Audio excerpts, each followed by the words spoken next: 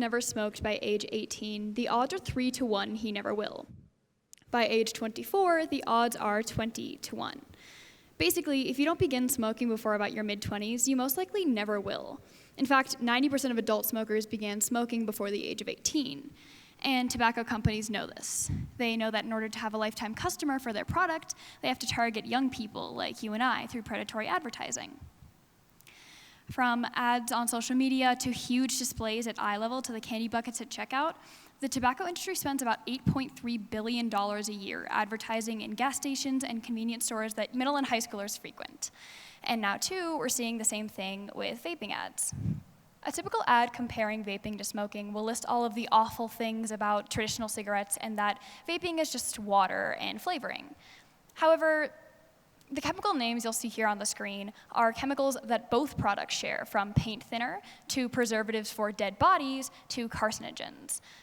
Vaping offers a different method of harming your lungs, though, as it also contains heavy metals in the liquid used for vaping and can introduce your lungs to nanoparticles of metal from the superheated coil that come off and into your lungs.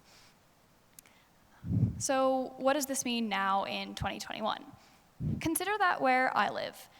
In 3 years of Food and Drug Administration and Department of Revenue compliance checks, over 60% of retailers failed their compliance checks, meaning that they were caught selling to a minor. And in those 3 years, only one retailer had any action taken against them, a $200 fine. That is the highest penalty any retailer received in 3 years, when over half of them were caught selling to a minor. The access that youth have to these products in this valley is astonishing, and without proper policy in place, it's really difficult to ensure that retailers don't just keep selling to minors. But what's the big deal with vaping? What's the point? In the last few years, teen smoking rates have gone up from 7% in 2015 to 17% in 2017. Now I have to ask, why on earth would teen smoking go up 10% in 2 years if we had finally achieved an all-time low of underage smoking rates? I think it's time to really dive into vaping.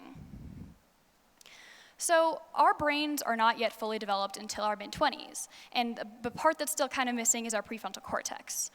Our prefrontal cortex is the area responsible for decision-making and impulse control, which means that we are sensation-seeking and we really value what our peers think about us. Nicotine can play into some of these things, and when nicotine is introduced into your brain before about 25, it basically cements these neural pathways that reroute your brain, wiring your brain to be addicted. And you might be wondering, nicotine is in both traditional cigarettes and vaping, so what's the big deal with vaping? Juul hit the market in about 2016, and Juul is actually the most popular e-cigarette brand among teens. Juul pods, which are the refillable cartridges containing the e-cigarette juice, start at around 5% nicotine concentration. And for comparison, 3.6% nicotine concentration is recommended for heavy smokers to wean off of smoking. It tastes good, and it smells nice, and it doesn't burn your lungs. It's genius, really, the perfect device to cleverly get youth addicted to nicotine and get addicted at even higher rates than we've ever seen before. And because e-cigarettes are so new and so minimally regulated, they're still not 100% sure of all the ingredients inside and how to regulate those ingredients for safety. Again, we have to consider what that means now. E-cigarettes also contain heavy metals, which you talked about earlier. It can increase your risk of popcorn lung and increase your risk of strokes, depression, and heart disease. And recently have even read to tragic cases such as this one.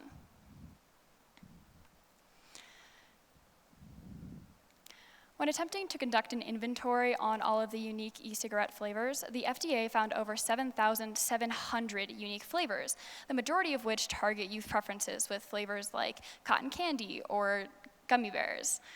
They also contain menthol, which is the most popular flavor among youth. Again, we have to think about the impact that this has in our valley. In 2017, the Healthy Kids Colorado survey found that over 57% of youth in Eagle County have tried vaping. Colorado is actually leading the nation in underage vaping, doubling the national average rate. This data came out only 1 year after the Juul hit the market, so again, rates are expected to be much higher currently. I want to make it very clear that my intention is to never demonize people who vape, especially young people. Kids can get into substances for so many reasons. Maybe you've been struggling recently and the buzz helps you get back up and keep moving on with your day. Maybe you're bored and it's something to do and something to occupy your time. Whatever it is, these are common ways that students report getting into vaping.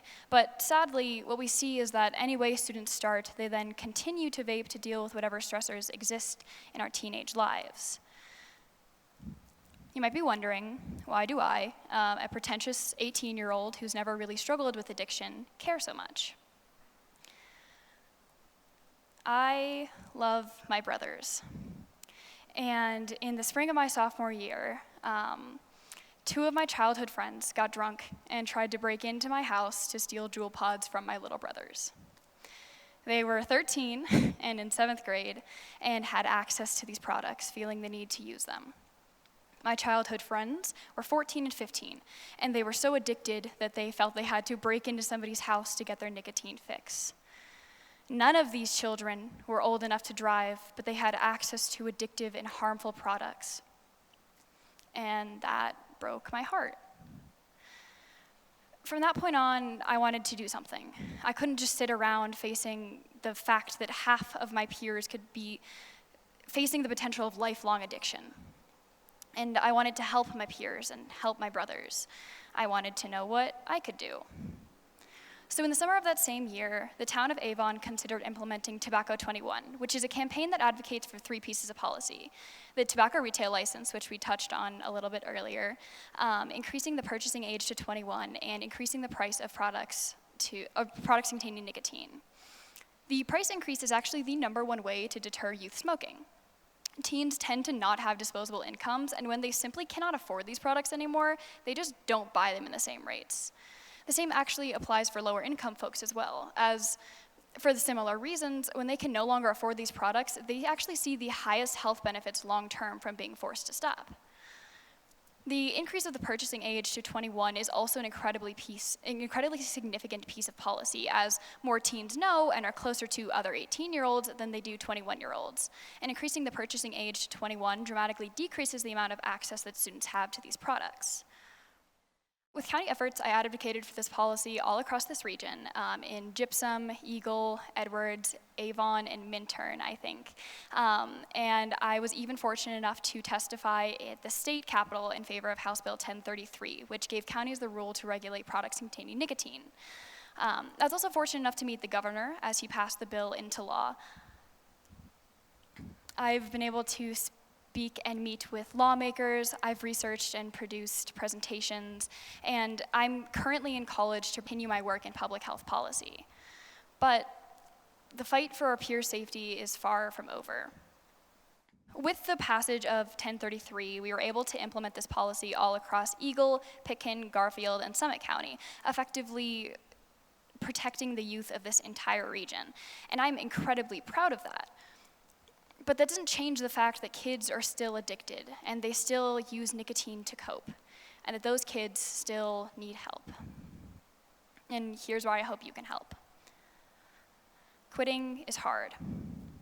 Kids don't know how to quit, so they'll give it to their friend or throw it away, which can pollute rivers and landfills. Quitting is hard, and there are so few resources specifically for people under the age of 18 to help them quit. On average, someone tries to quit smoking over 50 times before they're successful. And again, kids are getting addicted at even higher rates than we've ever seen before. Quitting is hard, and there are no cessation campaigns specifically for youth.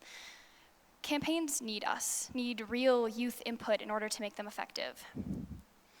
I don't have a lot of people in my life who are addicted, but maybe you do. Maybe you've been successful in quitting before, or you're trying to right now. Maybe you're in the same boat as me, and you've never really struggled with addiction, but you have ideas on how to help. I would love to have you get involved. Here's an example of a campaign that we've worked on so far, but maybe you have better ideas, and I would love to hear them. There are always going to be more nicks to break up with, and I would love to have your voice at the table leading an amazing campaign that reaches the kids who need it the most. At the very least, I hope you leave here today knowing that you have the power to fight any other fight you believe in. I care about vaping, and I've been lucky enough to work here in this place that I love, creating change that really matters to me. But by you being here today, I know that you have the power to fight any other fight you believe in.